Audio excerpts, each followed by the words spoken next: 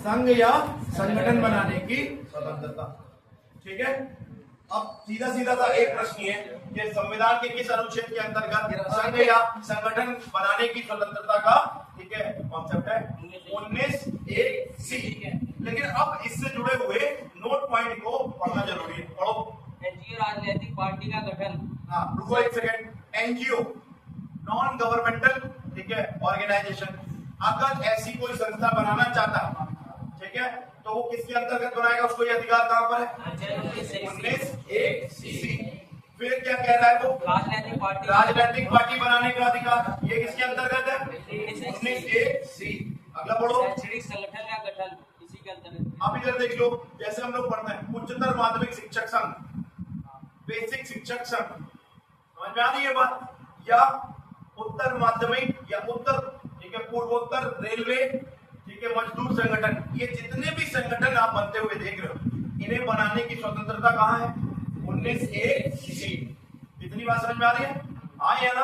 अगला पढ़ो। सुरक्षा व्यवस्था अर्थात पुलिस, आर्मी और अर्धसैनिक बल। अब ये अपवाद है, ठीक है, अर्धसैनिक बल, सुरक्षा व्यवस्था से जुड़ा हुआ कोई भी व्यक्ति, चाहे वो पुलिस में हो, अर्धसैनिक बल हो, आर्मी हो, ठीक है, वो किसी भी प्रकार का संघ या संगठन नहीं बना सकते। ठीक है, अगला पढ़ो। अनुच्छेद 19(1)(d). हाँ, ये डी। भारत भ्रमण करने की स्वतंत्रता। पूरे भारत में कहीं पर भी हम जा सकते हैं, घूम सकते हैं, क्योंकि 19(1)(d) में स्वतंत्र भ्रमण करने की स्वतंत्रता है। हम सब भारतीय हैं। अगला पढ़ो। सैनिक क्षेत्र में भ्रमण धारा 144 लगे क्षेत्र में भ्रमण धारा प्रतिबंधित। अब यहाँ पर एक और बात आती है कि क्या हम जहाँ पर सैनिक क्षेत्र लगा, कल मैंने यहाँ पर एक कानून की बात करी, दिखाया था उसका full form, armed force special power act, last में पॉइंट किया था आप सब आया ना? फिर मैंने कहा था कि अगर कहीं पर किसी क्षेत्र में धारा 144 लगी हुई हो तो क्या हम उसमें स्वतंत्र, ठीक है, घूम सकते हैं? नहीं, ठीक है, ये अपवाद है। हाँ, अगला पढ़ो। अनुच्छेद 19(1)(e) स्थायी निवास। एक सेकंड रुको। हाँ, धारा 144 का कॉन्सेप्ट ये होता है कि जब पहले तो ये समझ लेना कि ये आईपीसी की धारा है, ठीक है, आईपीसी की धारा 144 है।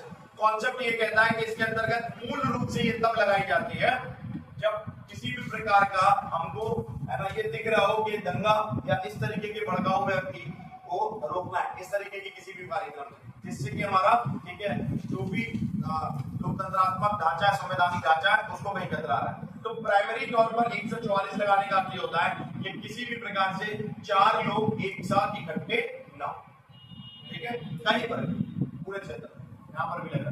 उसका मूलभूत आधार ये, मतलब एक बात जो उसमें पकड़ी जाती है ये कि 4 लोगों के एक साथ बैठने पर रखना। ये कर्फ्यू नहीं है धारा 144 का लगना, ये भी याद रखना। ठीक, अगला पढ़ो। अनुच्छेद 19(1)(e) स्थायी निवास करने की स्वतंत्रता। हाँ, स्थायी निवास करने की स्वतंत्रता। अब इधर देखो, हम भारत के नागरिक हैं, ठीक है, कुछ लोग रूरा से कानपुर नगर आ गए, कुछ लोग इटावा से, ठीक है, बुआ जी को छोड़ के यहाँ आ गए, है ना, और यहाँ से बुंदेलखंड से। तो यही नहीं है कि हम यूपी में कहीं आ सकते हैं, ठीक है, हम यूपी के बाहर भी, एमपी में, दिल्ली में रह सकते हैं। क्यों? क्योंकि अनुच्छेद 19(1)(e) के द्वारा क्या दे रहा है? स्थायी निवास करने की स्वतंत्रता।